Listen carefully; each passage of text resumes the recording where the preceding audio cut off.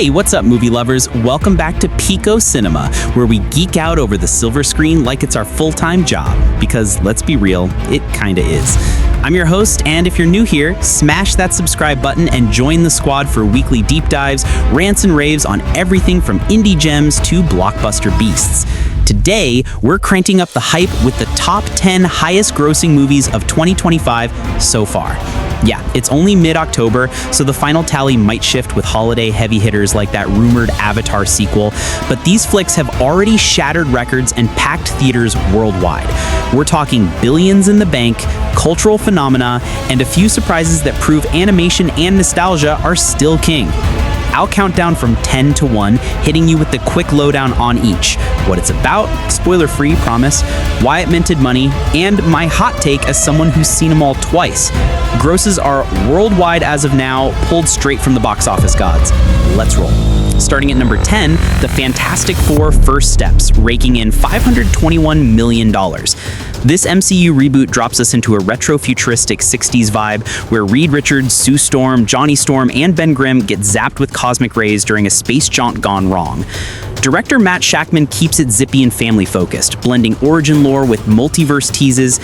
It grows big thanks to Marvel's diehards craving a fresh Fantastic Four after years of flops. Plus, that killer cast had everyone buzzing. My take? It's a solid 8 out of 10 starter pack for the team. The effects pop, the banter crackles, but it leans a tad safe. Still, if you're hyped for Phase whatever, this is your gateway drug. Stretchy fun, folks. Sliding into number 9, Mission Impossible: The Final Reckoning with $598 million in the vault. Ethan Hunt is back in what they swear is his swan song. Yeah, right, like we'll believe that mid-air stunt lie. Co-written and directed by Christopher McQuarrie, it's a globe-trotting chase against a rogue AI that's got the IMF on its knees, packed with betrayals, gadgets, and enough practical effects to make your jaw drop. The final tagline pulled in nostalgic fans, and those insane set pieces, like a zero-grab heist, had audiences whooping. Cruise's ageless daredevil energy carried it to franchise heights, even if it's not topping the billion-dollar mark like old times. I give it a heartfelt 9 out of 10. The action's peak cinema, but that emotional gut punch at the end, oof, it hit me harder than a Halo jump. If this really is goodbye, Ethan's going out with a bang. Number 8 is The Man of Steel, Superman, clocking $615 million. James Gunn's DC reboot stars David Cornswet as a wide-eyed Clark Kent fresh from Smallville, torn between his Kryptonian roots and Lois Lane pulling him into Metropolis chaos. Nicholas Hoult chews scenery as Lex Luthor, and it's got that hopeful, colorful vibe Gunn nailed with Guardians. Released in July, it exploded on pure superhero fatigue buster appeal. Fans were starving for an optimistic Caped Crusader after the Snyder slog. Early summer slot and viral marketing sealed the deal. My verdict? A breezy 8.5 out of 10. Cornswet's got the charm and the pecs. The fight's sore, but it could have dug deeper into the alien loneliness. Still, DC's finally fun again. Truth, justice, and a killer score.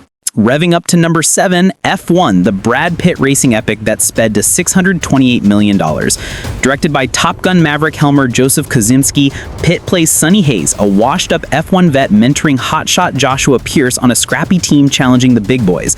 It's all high-octane drama, rivalries, crashes, and boardroom betrayals, shot with real cars on actual tracks for that immersive roar. The F1 tie-in and Brad Pitt's golden boy glow drew gearheads and casuals alike. Plus, that summer release rode the wave of sports movie mania. I clocked it at a thrilling 9 out of 10. The visuals are blistering, the tension's nail-biting, and Pitt still got it. If you love underdogs flooring it, this one's your podium finish. At number 6, nostalgia roars back with How to Train Your Dragon, the live-action remake hauling $635 million. Dean DeBlois returns to direct with Mason Thames as a teen hiccup bonding with the Night Fury Toothless in a Viking world that fears dragons. It's faithful to the animated trilogy, but amps the spectacle with practical beasts and emotional depth on friendship and prejudice. Families flocked for the memories, Disney-level charm without the mouse ears, and that June drop hit perfect for school holidays. Solid 8 out of 10 from me. The dragons look majestic, the heart tugs hard, but live-action Toothless? Adorable overload. A worthy wing beat for the franchise. Number 5, Demon Slayer Kimetsu no Yaiba, the movie Infinity Castle, slicing up $648 million. The first of a trilogy adapting the manga's epic arc, directed by Haruo Sotozaki and Hikaru Kondo, Tanjiro and the Hashira storm Muzan Kibutsuji's demonic fortress, facing upper-rank horrors in fluid, blood-soaked swordplay. Natsuki Hane voices Tanjiro, with the ensemble cast killing it in Japanese and a killer English dub. Anime superfans and newbies piled in for the spectacle. Ufotable's animation is god tier, and its September release timed with global con season. My score? 9.5 out of 10. The visuals are a fever dream, the stakes feel apocalyptic. If you're not caught up on the series, pause this video and binge, then thank me later. Dino stomping into number 4, Jurassic World Rebirth, chomping $886 million. Gareth Edwards directs Scarlett Johansson as a covert ops leader, teaming with a dino expert, Jonathan Bailey, and a grieving mom, Mahershala Ali, to snag genetic gold from the last pure T-Rex before it goes extinct. No Pratt or old crew, just fresh terror in lush jungles and labs gone wild. The Jurassic World's DNA pull is eternal, and Scarlett Johansson's star wattage plus IMAX thrills made it a July scorcher. I rate it a 7.5 out of 10. Tense set pieces and smart eco-twists elevate it, but it recycles some beats. Still, those roars? Primal box office magic. Number 3, Gaming Gold, a Minecraft movie building $957 million brick by brick. Jared Hess helms this adaptation with Jason Momoa as a warrior, Jack Black as Goofy Steve, and Emma Myers as a real-world teen yanked into the blocky overworld to craft her way home amid creepers and endermen. It's absurd, colorful chaos blending live action with pixel art. Gamers, over 140 million players, turned out en masse for the April launch, and word-of-mouth memes kept it stacking. 7 out of 10 here, charming and chaotic, but the jokes land unevenly. Jack Black saves every scene, though. If you're a Redstone wizard, it's your portal to joy. Runner-up at number 2, Lilo and Stitch, the live-action glow-up, grossing $1.03 billion. Dean Fleischerkamp directs this heartwarmer, with Maya Keloa as plucky Lilo, adopting chaotic alien Stitch, alongside Sydney Agudong as Big Sister Nani. It's Ohana all the way. Family bonds, Elvis tunes, and alien hijinks on the islands. Disney's remake magic tapped 2000s nostalgia hard.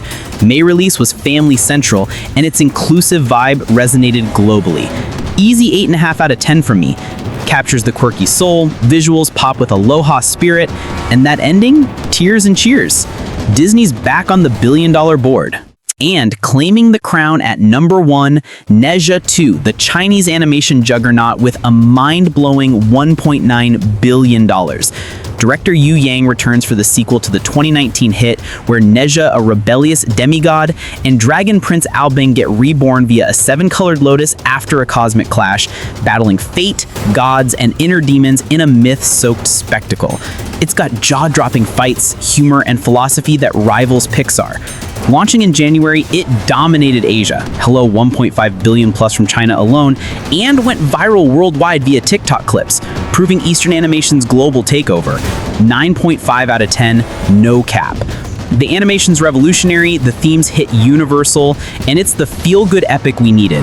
Highest grossing animated film ever? Deserved. Woo! 2025 is proving cinema is alive and kicking, blending old loves with bold swings. Which one's your favorite so far? Drop it in the comments, and if you want my full review on any, hit that like button to let the algorithm know. Thanks for watching Piko Cinema. Catch you next time for more real talk. Aloha, and keep the popcorn poppin'.